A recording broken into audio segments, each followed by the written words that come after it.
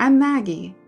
I'm a licensed clinical psychotherapist with degrees in psychology, theology, and marriage and family therapy, a national certification in dialectical behavioral therapy, and a national certification in integrative mental health. In this video, I'm not looking to diagnose anyone. I'm only willing to offer insight into situations like these.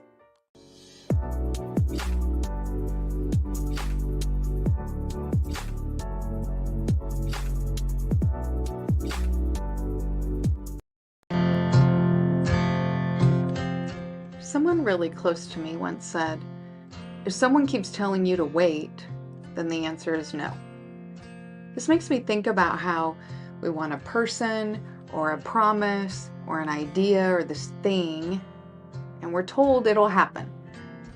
We see it, it seems solid, but when we try to grasp it, it's like slime between our fingers or those squishy stress ball things. Or is it a cake or is it a chair? We're told this idea or this promise or this person will become solid. I will be solid for you, or this thing will be solid for you. I will make this thing solid for you. And we believe it, or at least start to believe it. We look at it and it looks solid. So we try to grab it and it just squishes through our fingers. We can't hold on to it. Try to pick it up. Why isn't it solid yet? Wait, almost. It's gonna get there. I'm trying. It's gonna be solid sometime in the future, sometime. And we hear this tick, tick, tick. It's wait. It's almost there. It's coming. I'm trying. I'm going to. It's gonna happen. We'll get around to it. I'll get this for you. So we wait. But we're in pain, suffering, listening. Tick, tick, tick. Until something happens. Something. A wake-up call. A diagnosis. An epiphany. A tragedy. Or something.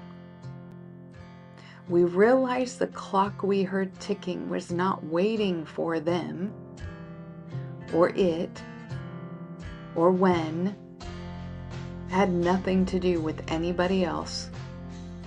It's not a clock that's ticking away and wasting all of your time doing nothing but practicing being patient. The clock we heard was an internal clock. It was a clock that was counting down to the moment we're done.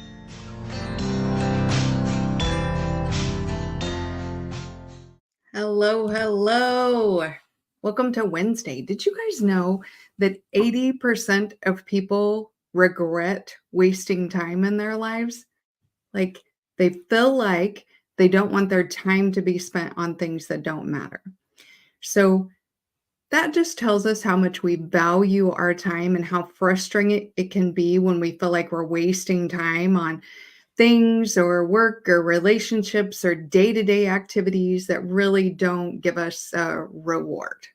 So today, we're going to talk about our precious time and regrets, and I'm going to share a little bit about myself. I don't generally share a lot about myself, but I think I can be an example in this situation. So let's say hello to some people. Auntie made it first. Hi, Auntie, my favorite Auntie. Thank you for being here. Adric on a swift second. He says it's on. Adrian says, let's go.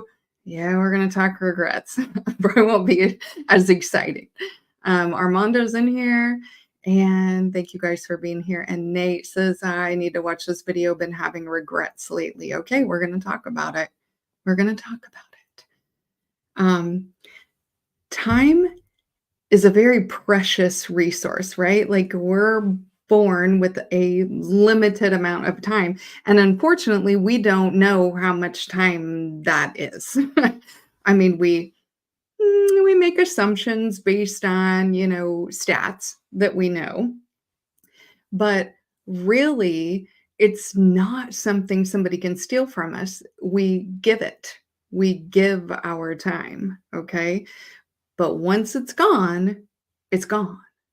Once the time is gone, it's gone forever. And at some point, you start to realize that life is passing by, and all those plans that you had for the future and all the things you were going to do, well, now your left knee cricks when you try to run, right? And then you realize life passes you by, right? You've been so busy doing other things. Like I've said before, do you want to be right or do you want to be happy? We spend a lot of time doing what we think other people want or doing what we think is right. But then also, we waste a lot of time. And I'm going to get a little deep into religion and politics later and about, excuse me, about how we're made to spend and waste our time. But we really want a tangible result for our time. And this is really noticeable after a relationship ends. Then we're like, oh, it ended and I invested all this effort in this time or this money. And, did I just lose months or years of my life giving to something that it's just ended, right? Was that a total waste of time? Um, we have to think about sometimes life leads us down roads that we didn't think we'd travel and that we didn't think it was going to turn out this way. Hi, Shade Tree Therapy. Oh, a fellow clinician. Yay.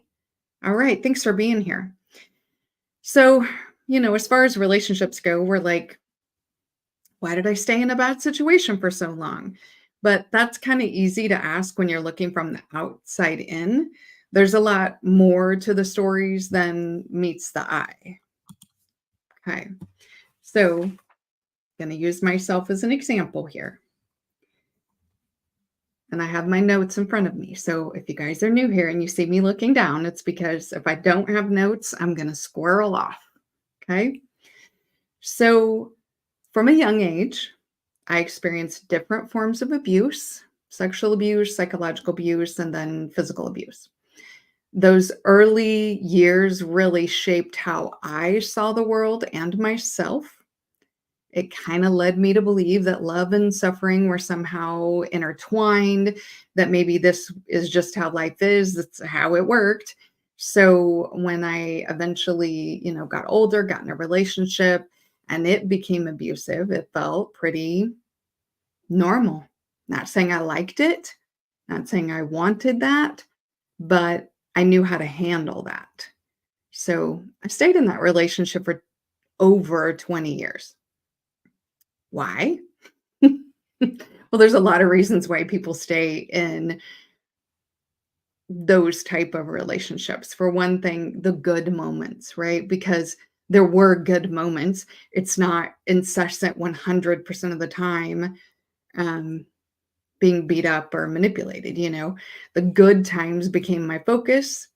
When things were peaceful or when there was affection, it gives you hope. It gives you hope that things are going to change. Kind of to harken back to that video. Gonna change. I'm trying. Sometime in the future, it's gonna get better, and you cling to glimpses of what could be, right? And I tell myself things are gonna get better. This is it. It's gonna, but even though deep down, looking back, I knew that it wouldn't. And why people stay in bad relationships like that is that there's also an issue of secrecy and embarrassment. Like when you're in a relationship like that, you spend a lot of energy trying to maintain a facade. You don't want people to know the truth because you're ashamed and you feel like you're failing at life and you're failing at your relationship and you're failing at everything you do because this person who says they love you doesn't treat you like that. Manipulation also plays a big role. Like abusive partners can make you feel like you can't leave or that you're not capable of being on your own. Religious factors play into it. If, you have to stay married, you have to be married, you know, you have to submit to a person's rule or whatever, all plays into reasons why. Okay. But of course, there's the guilt, always the guilt, right? In my case, I felt tremendous guilt over what my kids were exposed to. I thought I was, in a way, protecting them or doing the right thing by staying, when in reality, I was only prolonging the harm for all of us. It's one of those things that, when we talk about regretting time, it's much clearer in hindsight, not when you're in the middle of it. So eventually, I reached a point where I knew I had to go. I had to leave. It was time for my own sake, for my children. But after leaving, there's complicated emotions, as always, right? There was guilt for the years that I spent in the relationship, for what my kids had endured. And yes, there was regret too. I regretted wasting so much time, 20 plus years, that I'll never get back. So now my biggest regret is empty promises, broken promises, those kind of things. But it's not because people give them to me. It's when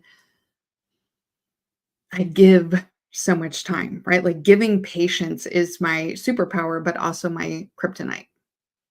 I have so much patience and so much empathy and understanding that I will give till it hurts, right? And sometimes it feels like people take advantage.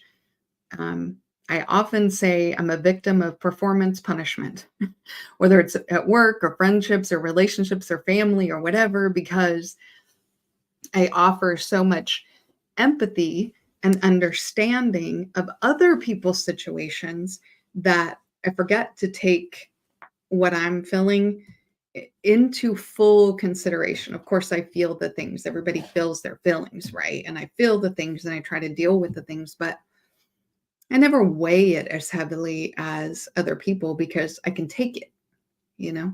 I can take it.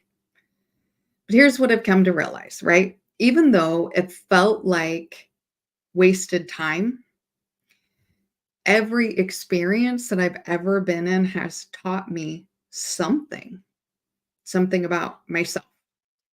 I've become a little stronger, a little more aware of what I'm worth and how to evaluate myself, right? And while I can't undo the past for me, for him, for the kids, I can control my future.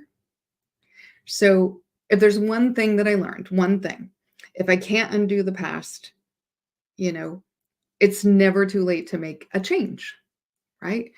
I have, in the last couple years, found my voice again. Really didn't talk much before that. I mean, people who really knew me, I would talk, but I lost my voice for a while and it's back and it's good. I've been able to reclaim my time, my strength, my life. It's great. So let's talk about some paradigm shifts that help, some ways to look at the world that can help, when you're regretting wasting time on a person, on a thing, on work, on life, on day to day, on being in your own head, all of that time we feel like we waste on superfluous crap. Okay. So there are many ancient philosophies that say time can't be wasted. Okay. Got to get back to my slideshow here.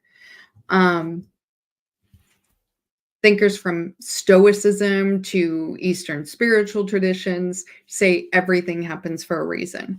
Now, that can feel a bit dismissive when bad things are happening, right? Like it's hard to hear, well, everything happens for a reason, when something ick is happening. But if we get down to the philosophical context, that's life. bad things happen. And it doesn't matter how good you are, how bad you are, bad things happen and good things happen. It doesn't stay all bad forever and it doesn't stay all good forever for any of us. That's life, right? These philosophies argue that time is never wasted because every experience, every relationship, every moment, every trial teaches us something. So if life is a series of lesson, whether we're learning good things or we're learning from bad things, we're learning from success or failure, we start to understand it's part of the journey, right? Like this is when I say you guys are the main character of your story, and a story that doesn't have ups and downs and trials and tribulations and rough times and crisis of consciousness and doesn't have all those things is a boring story. You have an amazing story. Each one of you has an amazing story. I have an amazing story. We all have great stories. And it's all leading us towards whatever person we're becoming. It's leading us towards the ending. And we can choose, we live happily ever after. Or we can choose, she skidded into heaven on fire with a drink in her hand. However, we choose to do that, right? Doesn't matter. Everything plays a role. Everything plays a role in our story. So let's talk about Stoicism. Stoicism resonates with so many people, myself included. Stoicism is from ancient Greece and Rome. Okay. So they have a tenet called amor fati, which is the love of fate. Okay. So Stoics like Marcus Aurelius and Seneca believe that time is never wasted because everything that happens is part of fate. It's a little bit determined. Okay. Stoics teach that you have to embrace all of your experiences, good, bad, or ugly. They are yours. You own them. It's necessary for growth. It's necessary for personal development. And instead of regretting that wasted time, Stoicism, encourages acceptance, viewing each moment as an opportunity to practice on your virtues, whether it's resilience or wisdom or whatever it is. Just realize there's some people coming in, so gotta say hello. Demetrius Tracy, thank you for being here. Says thank you for this. Hi, Rocky. Thank you for being here. And yes, Armando, it's difficult for me to share sometimes, but I feel like sometimes you have to let people know who you are and what you've been through so that when you're talking about things, they know your perspective. Okay. So then we have Buddhism. Okay. So in Buddhism, which is Eastern philosophy, they have a tenet called right mindfulness, or it's also called sati. In the Buddhist philosophy, the practice of mindfulness teaches us to be fully present in each moment, regardless if it's good, bad, or ugly. Be in the moment. Live the moment that you're in. It helps us to kind of eliminate the feeling of wasted time. Buddhism emphasizes that all experiences, all of them, whether they're joyful or painful, are transient. They don't last. It's not going to last. It's part of an overarching cycle of life, which is impermanence. You can't stay happy, laughing your head off for any length of time, right? It dies down. You're not going to be weeping and sobbing, on the floor for a length of time. You're not going to feel the pain of a breakup forever. And you're not going to feel that same joy of seeing your newborn baby forever. So you have to be fully present in every moment. Okay. It's part of a cycle of impermanence. We're either thankful that life is impermanent because the pain is subsiding, whatever it is, or we so appreciate those moments of joy and happiness and connection and tenderness and love and all those beautiful things because life is impermanent. And so we're very, very grateful for that. We can learn to appreciate each moment for what it is without trying to attach to it and live there or regret over whatever amount of time we spent doing it. We were in the moment trying to learn the lessons and do the thing with whatever we had to work with. Oh, and Adric is reminding people to tap the like button, please. Please. Okay. We also have humanism, which is a favorite of mine. This is a modern secular philosophy. So they have a tenet called human flourishing. And this is a tenet that I focus on that helps me when I start to stare in the rearview mirror too much. So the other day on a video, we talked about, focusing too much on the past. And so for anybody who missed that or anybody in the replay gang who missed that, this is life is like driving a car. So hopefully everybody in here knows how to drive a car. Any young people watching, you'll figure it out. When going through life is like driving a car. You can see so far ahead of you, but you don't want to stare too far off in the distance, so you're going to run into things in front of you. So you can see a little ways into the future. You're directing where you're going because you've looked up where you're going, or it's on the GPS, right? And you've got the GPS. So you've made a plan for your future. But on the GPS, it's a map. It's a bunch of lines. You can't see the actual thing. You don't know exactly what it's going to be like when you get there. Maybe the business is closed. Maybe the building's burnt down. Maybe, people are picketing out. You don't know. And maybe you've never been there before. So you don't know what the building looks like or what the neighborhood or anything. But you have a plan. You have a map. You know the direction you're going. That's the direction. And you keep with the little bit of future that you're looking at, you keep heading yourself in that direction. And when ick happens, sometimes you have to take detours or you get stopped in a traffic jam or you have to go around things. And that's fine. You just keep intending to focus on what you're focusing on. Pay attention, especially if you're stuck in traffic, pay attention. Keep going towards you're going. But there's a reason why the windshield is so big and the rearview mirror is so tiny. This is where we're supposed to be looking, right? Even if we try to be too much in the moment, focused on the radio in the car, digging around in the car, you're going to wreck, okay? You can't be too much of the me, right here, right now. It's how I'm interacting with everything around me, looking towards the future, heading towards a plan.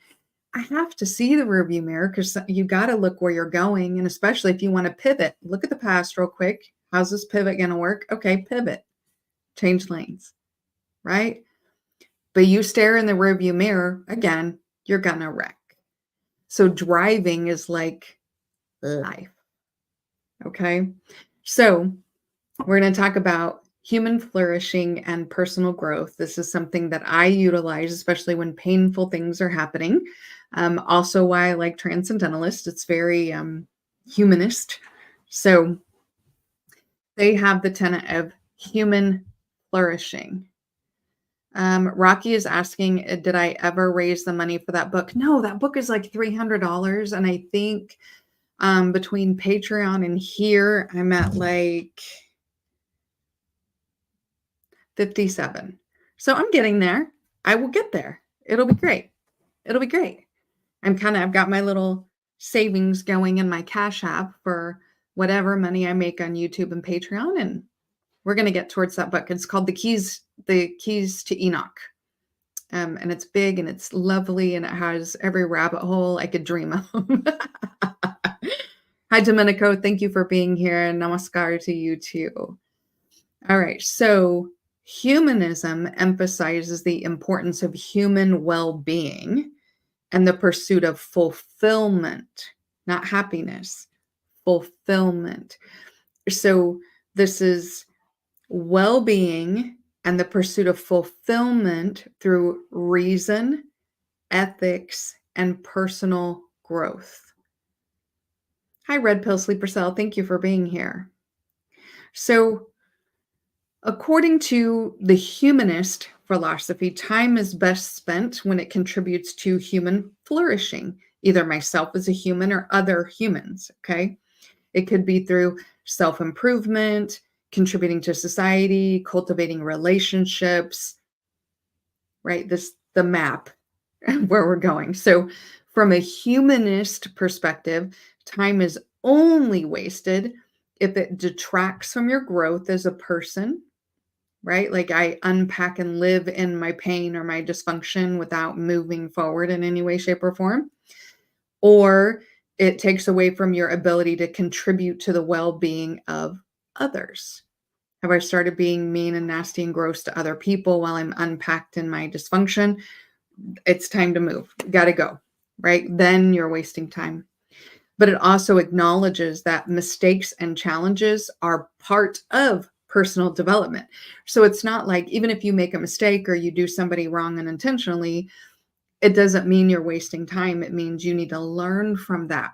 Let it contribute to your personal growth, to their personal growth, those kind of things.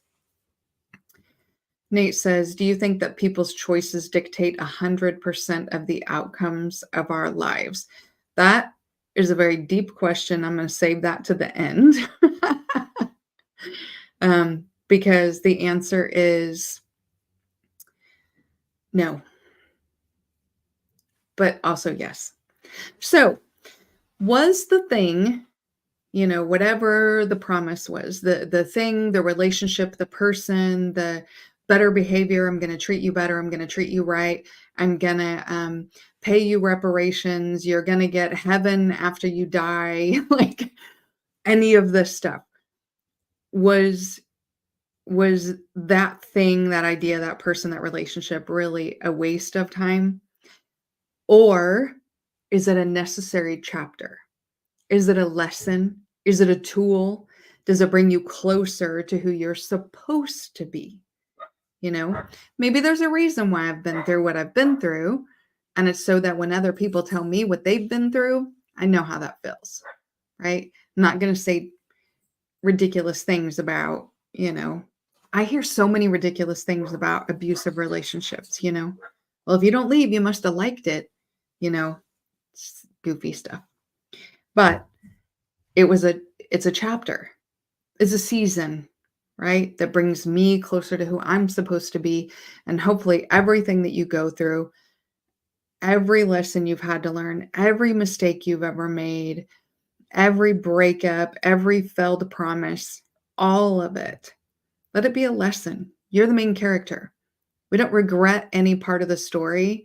Man, there's sometimes we're looking at a story and it's like, oh, it's so painful or it's so awkward. We have to hide our eyes and stop reading for a second. But that makes the interesting story. That makes the interesting story. You're not a boring story. So your story is going to have some wild rides, but don't keep going back and rereading chapters. Keep writing the book, right? Of course. So it is what it is. At the end of the day, time is something we can't get back, right? But we can always change how we look at it, how we see it. Do you look in the rearview mirror and everything's on fire? Or do you just look in the rearview mirror and go, wow, that was a wild ride. Thank God the road's a little smoother right here. Or, oh man, okay, I got to keep going in this direction to get out of this traffic, to get past this thing, to get away from where I've diverted off the road, or maybe I took the wrong exit and I need to get back on the highway. Keep moving towards your destination and where you're trying to go. Pivot where you have to, be flexible, right? When you feel like time has been wasted, try to remember every experience has potential to add value to who you are, teach you a lesson, and shape your future choices. Okay. It happened, or it is happening right now, right? That's it. It is what it is. and it took or is taking however long it's taking or it took. It just is what it is. Okay, so I'm going to answer Nate's question because, like I said, it's both. So instead of going to Patreon tonight, because since I was talking about myself, I'm not going to do Let's Get Weird or Tin Hat because I talked about myself on this one, as hopefully maybe like a connection point for people, especially where regrets are concerned. So I'll answer a couple questions. So we'll do that as our extra. Okay, so do I think that people's choices dictate 100% of the outcomes of our lives? So I said no because we live on this planet with other people. And sometimes that's great and sometimes that's unfortunate. But sometimes other people's choices affect us and then we have to pivot. It's like when there's a wreck on the highway, wasn't our fault. We didn't make that choice, but we have to respond to it, right? But at the end of the day, it is yes, because regardless of what happens, we have to make a choice about it, right? I have to pivot, I have to flex, I have to do these things, right? So our choices do dictate how quickly, how slowly we're moving to the goal. And if we have no goal and we're wandering aimlessly, that's on us too, right? I heard a saying a long time ago, which is everybody does what they want. Now, we all have a visceral reaction to that. Like, I don't get to do what I want. Okay, well, what do you want that you don't actually get to do? And if you want to do something that's illegal, well, then that's something to think about because maybe the police are going to stop you from it, right? There's something to think about. Now, street racing, I don't know. I could kind of get behind that. I'm not encouraging it. Don't tell anybody I encourage that. I could kind of get behind it. But, other things, simple things. What do you want that you think you can't do? Maybe it's not can't, maybe you just don't. Everybody does what they really, really want to do. If you wanted to, you would. If he wanted to, he would. If she wanted to, she would. That I'm trying thing, I heard that too long. Trying only goes so far. It does take time to change. It does take time to do things, right? Like there is some space for trying, but after a while, just make a choice. Do it. Okay. Armando says, can you keep regrets close enough to learn from, but far enough away not to hurt or go back to that place? I think when you have memories and you're struggling with them and it feels like you're there again, like you're feeling the feelings, the pain, the emotions, the memories, all those things as if you were there again, then it may be time to talk to somebody about it because that's usually an indicator that that specific situation or trauma or pain that you felt has tapped into your limbic system, the reptilian system of your brain, where you breathe and digest and blah, blah, blah. But that's where we remember sensory things like smells and tastes. But then for some reason, that's where trauma memories go or super painful memories go. And we don't access those the same way as our regular memories. So sometimes we need a little extra help or we got to talk about it a lot to get it out of that system and up into our regular neocortex system. So it doesn't necessarily require therapy, although therapy can be great. Find a good person. But it can also be talking about it. And the more you talk about it, the more it's going to get up to the neocortex and you can deal with it. The more you try to escape from it or compartmentalize it or forget about it, shove it down, do all those things, the worse it actually gets. It's like it festers. So you're better off feeling the feelings and going through the pain with somebody, get some support, right? However you view support. Again, you're the main character and the expert of your life. Get support however you get support, but you kind of have to dig the box out and rummage through it and get through all the pain so it doesn't kick your A later. Okay. Chef Mike says, hello, everyone. Sorry I'm late. Maggie Thompson, under the bell, says you're here when you're here. Right. Like you got here right on time when you're here. That was Chef Mike's time to be here. Right? No regrets. No regrets on time. And the great thing about YouTube is you can always replay things if you want to. Okay. I appreciate this is only a 40-minute one, but wanted to give a little of myself to you guys and talk about time regrets. So this is going to be a little bit smaller of a show, shorter of a show, and no Patreon after show tonight, but there will be next Wednesday. There will definitely be, and it's going to be amazing. Okay, so let's talk about upcoming shows. Yes, Chef Mike says replay gang. All right, so upcoming shows. This coming Sunday, this one I'm so stoked about. I hope all y'all can be there, all the live tribe, all the replay. I hope everybody can be there this Sunday. It's Spiritual Awakening, legit or trendy. And we are going to get into it. That one's going to be exciting. I'm excited about that one. And next Wednesday, I think is going to be really important. It's breaking free from toxic beliefs and patterns. And I know the word toxic has kind of become one of those words that people beat each other over the head with, but it's appropriate in this sentence. We have toxic beliefs and patterns that feel like they're toxic to our system, right? It feels like we've ingested toxins or poisons or whatever. And so, how do we get out of those beliefs? How do we get out of the patterns of doing the same things over and over and over and over? And just when you think you're doing it different, well, by God, it happened again. So we're going to go over that next Wednesday. And then there will be an after show on Patreon next Wednesday where we're going to get a little weird with it and do some tinfoil hat about toxic beliefs and patterns. Hi, Big Mo. Thank you for being in here. Yours is legit. Oh, Toya's super late, but she hit the like. Thank you, Toya. Thank you. All right. So I hope everybody has a good rest of their Wednesday. We're out early. Go find some other videos to watch or have a good night. I appreciate you guys. I'm going to show you a picture of my dog.